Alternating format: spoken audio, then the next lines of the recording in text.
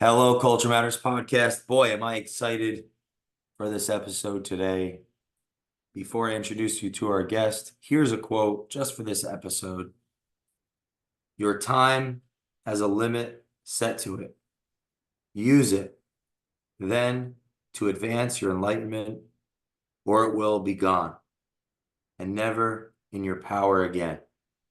Marcus Aurelius, our Yeah. guest today, a steward of this quote, pursuing truth, pushing that boulder up the hill, walking flights of endless stairs, friend of the Culture Matters podcast, steward of mental fitness, um, a role model to me. And if you haven't heard this podcast before, please look out for Christopher Vester, um, the Hubert Vester Auto Group. He stewards with his family today. It's one hell of a guy. I've got more to say. I'll add it at the end. Thank you. Thanks for coming back. Thank you, sir. I appreciate that. I love Marcus Aurelius. There's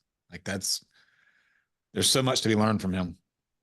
What sticks out with that quote, right? Your time has a limit to set to it, use it then to advance your enlightenment, or it will be gone and never in your power again. What comes to mind being, you wrote this book recently, Answers from the Stairs. He says, increase your enlightenment. To me, it says, constantly be in search of knowledge. Growth comes from knowledge, I think.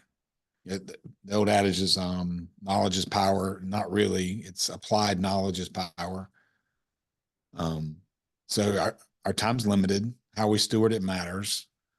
So if we're constantly in search of knowledge and enlightenment, and then using that and applying that, like growth is unlimited, I think. I had to dissect that particular Marcus Aurelius quote. How have you Answers from the Stairs, it was you said the endless flight of stairs, and that's what it was, but each one of those flights of stairs was searching for knowledge, while I was there, looking for enlightenment, I guess you could say. Why chapter one? Why did that start with the idea of developing a mental fitness? So I think, and when you look at the self-development space, there's a lot of physical development in that. It's like you start with the physical body, which I don't disagree with. I mean, the whole point of being on the stairs was for physical body enrichment. But while I was doing it, there was always some mental development to it. That was always wrapped around, the 4 or 5 different areas of my development. And I saw that as mental fitness. I know as I listen to things, whether it be books or podcasts or whatever, while I was under physical duress, taxing my body and taxing my mind at the same time, it just seemed to stick better. So I wanted, it was about, the stair mill is about physical fitness, but I think it was for me drawing a line and a picture of that they're one and the same. Like you can make them one and the same. We should be working on our mental fitness, our mental acuity, expansion of mindset, just like we do our physical state, to stay sharp. So I think the best place to start is just to understand that the idea of Answers from the Stairs, while it's about walking on a stair mill, it's more than anything about developing knowledge, chasing knowledge, and developing an ever-growing mindset, ever-evolving mindset. Would you challenge someone to read the book on a stair mill? No. Is that safe? It is not safe. So it's interesting. There were multiple. I'm genuinely curious about that because I will read books on the treadmill, but I've never done it on a treadmill. Yeah, I've done it on a treadmill and thought it'd be just as easy. Hey, if it's steady state stair mill and not a crazy fast pace, maybe. I think you could do it, but Like I did a lot of interval training, and that interval where you're sprinting up the stairs, like that's really hard to read. And on my personal stair mill, your book's going to end up really wet because I'm profusely sweating and I drip all over the area that's right there, which would hold the book. So I would end up with really fat, thick books because they'd be over the course of time soaking wet. Hmm. To the listener that's thinking, well, I've not been able to incorporate fitness Mm, in my entrepreneurial journey. right. What's advice on where to start? With physical fitness or mental fitness? The Physical fitness. physical Yeah. aspect to this idea of mental fitness, or is that, Um, am I associating that properly, that there's a physical aspect to it? for me, it was. For me, I combined the two a lot. If I was, um, even if it wasn't on the stair mill, if I was in the gym training with weights, in my ears while I was training was never hardly. I moved completely away from music. I think probably in 2017, 16 or 17, and went to either books or podcast or books and podcasts. I'd say was the majority of it. So I mean, I combined the two while I was developing mental strategy or mental growth or mental um, mindset. I was usually under some type of physical duress. I just used, Hmm. so I think it's just getting a better use of your time. Um, and if in the simplest thing I'll say for in any type of physical regimen is, you know, that starts at getting ready for it. You know, I can't, I wish I could remember who wrote, there's a guy who wrote a book that talked about the beginnings of some type of physical regimen. And it was about the preparation the night before. And it was, hey, if you just get out what you need to wear the night before, so that you remove that excuse of, well, I got to get up and then I got to pick out what I'm going to wear. And, it's the preparation the night before and then taking just to getting ready one step at a time. Hmm. So if it's just, and I'd say start with something simple, just about walking around your neighborhood, like just take a walk.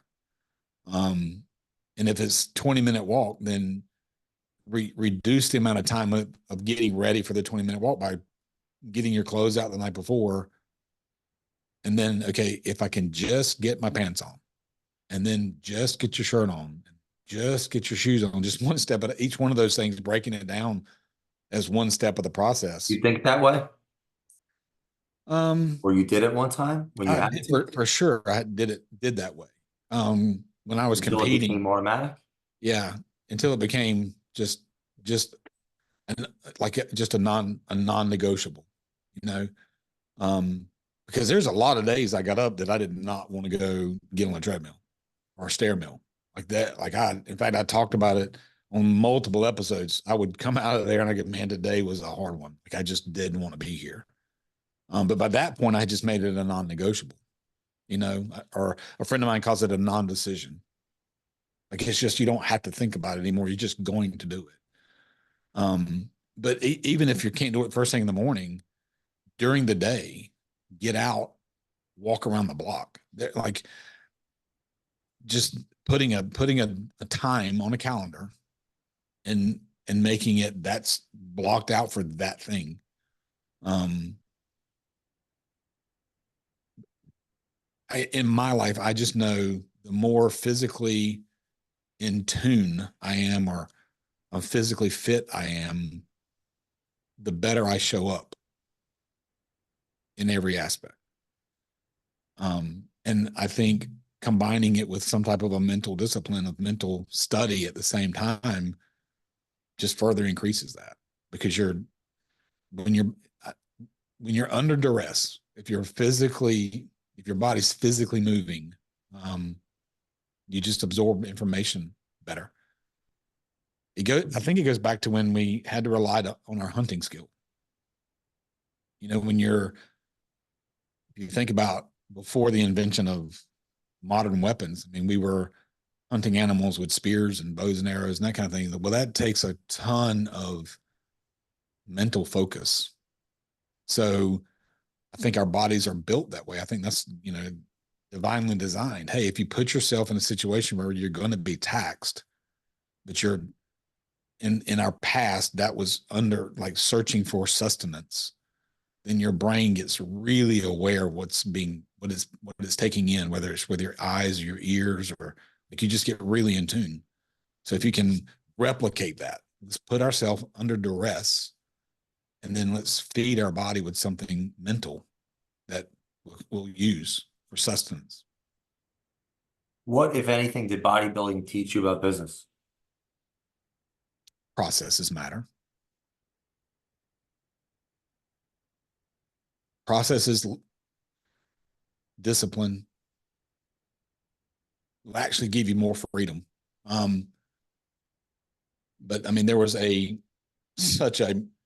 had a conversation yesterday with someone who's looking to do some body shifting. They're not looking to be on stage.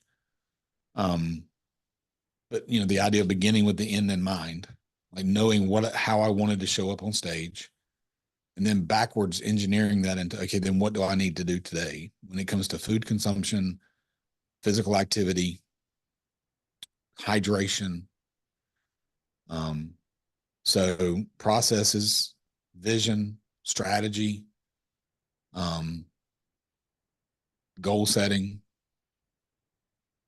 all kinds of things that apply to every area of life, whether it's business or family relationships or personal individual goals in any area. It's the same. Since our last recording, I've recorded 6 of these 30 days of thought. Right. That was the big epiphany when we were recording. What happened? Why did we stop doing? Right? Why did I stop doing what brought us together? What do you think it is? What is it about results that stops us from doing the things that got us the results? I think sometimes we lose sight of the fact of what got us there. I mean, I think you said it was a revelation. Revelation means it was revealed through looking backwards. So we stopped for a second and had a conversation about the origin of our relationship and recognized, hey, that's where it came from. And then I think I told you I can look at multitude of people, events, experiences in my life that I can go back and say it started with this, Answers from the Stairs. It started with that process, and led to success in gathering like mindset of people, like incredible experiences that have had impact on the business. But you don't see it as something as simple as like, let's document our thoughts. Like I think we began to credit something else other than that work that's being done. What do you mean? I think we see sometimes it's more of an outside, like one of the things I say a lot is I don't want to ride the rock around the sun, meaning I don't want to be at the mercy of outside, meaning like things that I have no control over. I don't want to just ride. I want to be in control or have influence, maybe not control, but influence. But I think the default is that when things start to happen, we think that it's like just a product of circumstances, or we don't think about what got us to that particular point to cause the circumstance. This just led me to a thought.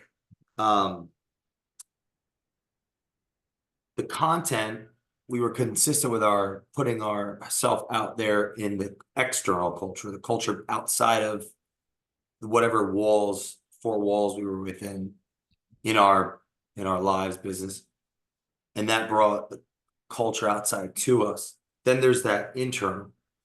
It's almost like if you didn't do Answers from the Stairs every day, those people that had been watching it every day, they were probably thinking, well, where is he?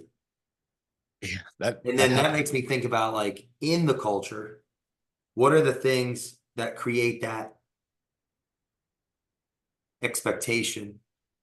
And one, I would say gathering, right? Yep. Are we gathering? How do we gather? And like, that's a word thing, but then it makes me think how we keep our commitments inside the culture. People are watching. Yep. Right. So there's inside and outside. I'm curious what comes to mind in that. What's, Like, how I'm showing up in the four walls, how am I showing up outside the four walls? Both have an expectation that our audiences are shaping. Yep. The fans online, the people around us in our lives in person. Yeah. It's about, like you're saying, about how you, like, how are you present? Right. How are you present physically in the space of those that you're close to? And then how are you present online? Because if there was a, like, I can remember there was like, I hardly get sick. But it was either an injury or a sickness that caused me to take a dip for like 4 or 5 days. And I was getting messages. Are you okay? I mean, like, it happened. So there were people that were paying attention. Or then you, like, if you just extrapolate that out to in the business, if you're not present on a day, one of two things: if they don't miss you, you're not there enough and you're not showing up the right way. But if they do miss you, they need to know why you're being gone, like why you're gone, to clearly communicate that message out as to the importance of you being missing, not present. So yeah, I mean, The question I have for you is, sure. would would our people be more likely or less likely to ask us where we are if they're in our proximity, right? People in our lives versus people that are online. So if I'm online following you and I'm like really into it, maybe I'm reaching out. I'm like, are you all right? Where are you? But if I know you in person, maybe I just, like, I don't say anything, or maybe I do say something. Well, if you don't clearly communicate it, it allows the room for interpretation or for assumption. And people have a tendency to assume based on their own life experiences. So if you leave it up to their lens of life, they're making assumptions that have nothing to do with you. That's a great point. What about this? They'll assume based on their trust of the culture. Yes, for sure. For sure. I'm trying to think, like, an analogy how that would associate to like the U.S. government. Like, if I'm getting calls, once a quarter by the FBI, hey, just check it in. Yeah, I'll say you're going to put us on the checklist. You're going to put us on the Yeah, like, based on how much I trust the government, I'm gonna think, negative or positive based on some message that's being sent out. Absolutely. So, same thing with a company at some level. And I think we talked about it when I first started doing that. I mean, there were people inside the organization that just were not excited about the fact that I was doing that. And it's, like, I never caught out anybody negatively by name in those things. In hindsight, what do you think you could have done better, if anything at all, to articulate or share? And the reason I ask is I would bet money people are going through that right now all over the place. Sure. You could be a good steward. What do you think you could have done better? And then what do you think you did really well in that time? Sure. I think what I could have done better was have conversations around why they were not excited about it. What about it either didn't sit well with their spirit or offended them or caused them to have fear or anxiety or whatever, and insert whatever they were feeling. Like, the reason I don't know what they were feeling is because I never asked them. but I know the feedback they gave was, hey, the cool thing was that they were brave enough to say it. So I probably missed the opportunity to lean into that and have deeper conversation because I just wanted to plow through it, you know, because I felt like based on feedback outside the organization and people in the organization that were more in tune to maybe where I wanted to carry things. Like I let that override that bias to listen to those that were in agreement. I let it override, and I should have leaned into the ones that were, I'll call it disagreeable, or just not aligned. I mean, there's still truth to be garnered in those conversations. I said it yesterday in the social media post about when there's disagreement, like leaning in to have the conversation. You know, we were talking about mental fitness. It takes a tremendous amount of mental fitness to lean into those types of conversations. Because you're, you know, mental, if we call it mental fitness, builds mental endurance. It builds the ability to sit and listen. Because as you garnered, in the Aurelius quote that you gave, he said, you know, use it to garner, was it insight? Is that the word he used? Advance your enlightenment. Enlightenment, right? So if you're advancing your enlightenment, when you're having those conversations, even if you haven't been through the experience and you've learned it from someone else's experience, it still gives you something to fall back on. So the more of those things that you can go through, either personally and or by proximity, then it makes having those hard conversations just easier, because I think you get less in your feelings and more into hearing the other point of view. This is something that I wrote down as you were talking. I my life oftentimes feels like a series of mistakes, lack of openness, lack of listening, and apologies. Thank God for apologizing. That's been the spirit I've been in the last few months, especially. Right. It's like I spent a lot of time apologizing. And even if it's not an apology for a mistake, if it's just an apology for not listening, I mean, and what I mean by that, we can be in the right, in the end result of something. I'll call it the right, for a lack of a better term. But we could always show up better. I was just told that the other day, Jay, what you're saying, that you can be right and you could be wrong. What you're saying, but like, and it was like, wow, what a great way to boil down something that I must improve on. I must, and this is helping me, these conversations with you, this show, and that's my commitment, not to do less of these, but more.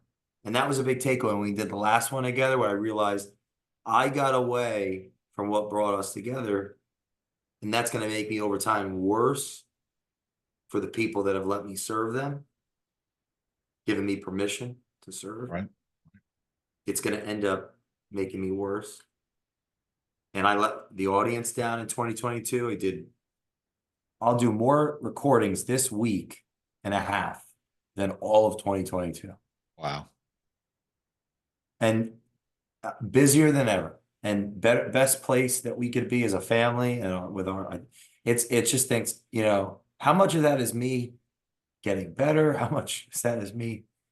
I'm just, but anyway, all these realizations come in these conversations. So I like this, doing the answers from the stairs with you. This is like us, in a sense, in the answers from the stairs.